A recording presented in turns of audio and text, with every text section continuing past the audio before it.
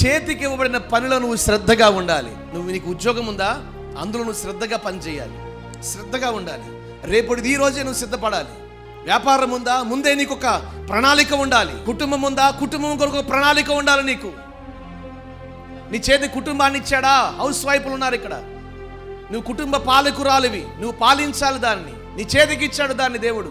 చదువుకునేవారు ఉన్నారు, చదువు ఇచ్చాడు మీ చేతికి. ప్రియమైన దేవుని ప్రజలారా, నా దేవుడు మీ చేతికి ఇచ్చిన దాంట్లో మీరు శ్రద్ధ కలిగి ఉంటే ప్రభు ఆశీర్వాదం మీ మీదకి వస్తుంది. నాకేం చదువు రావట్లేదని అంటారు. చదవకుండా అట్ట అవుతుంది? నీకు చదివితేనే కదా వచ్చేది. నేను అందుకు నా దగ్గరకు వచ్చి ప్రార్థన చేయించుకునే వాళ్ళకి, ఈ పరీక్షల కొరకు వచ్చే వాళ్ళకి ఒకటే చేస్తా, ప్రభువా పాపం వాళ్ళు ఏం చదివారో నాకు తెలియదు, ఏదైతే చదివారో అదే క్వశ్చన్ పేపర్లో క్వశ్చన్గా రావాలి. ఆమేన్.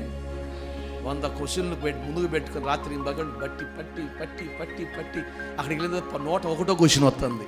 ఈ చదివిన 100 రావు. లేదు ప్రభువా దయచూపు, శ్రద్ధగా చదివారయ్యా, ఆ 100లోనే ప్రతి క్వశ్చన్ రావాలి. అక్కడికి వెళ్ళిన తర్వాత మళ్ళీ జుట్టు అనుకునేవాళ్ళుగా కాకుండా ప్రతి క్వశ్చన్కు సరైన ఆన్సర్ అటెంప్ట్ చేయాలి. ఆమేన్. హల్లెలూయా.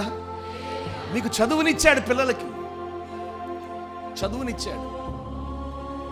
స్కూల్కి వెళ్ళి కాలేజీలకు వచ్చి ఇంటికి వచ్చిన తర్వాత అట్ట ఇసిరేస్తారంతే బ్యాగులు. తిరిగి దాని మొహాన్ని కూడా చూడరు కొంతమంది. చదివేశాంలే అనుకుంటారు. అలా కాదండి. రేపు నువ్వు సమాజంలో ఒక విలువగా ఉండాలంటే ఈరోజు నువ్వు శ్రద్ధ కలిగి దాన్ని కొనసాగించాలి. అంతేకాదు నీ ఉద్యోగంలో కూడా, నీ వ్యాపారంలో కూడా, నీ చేతికి ఇవ్వబడిన దేనిలో కూడా నువ్వు శ్రద్ధగా ఉండాలి.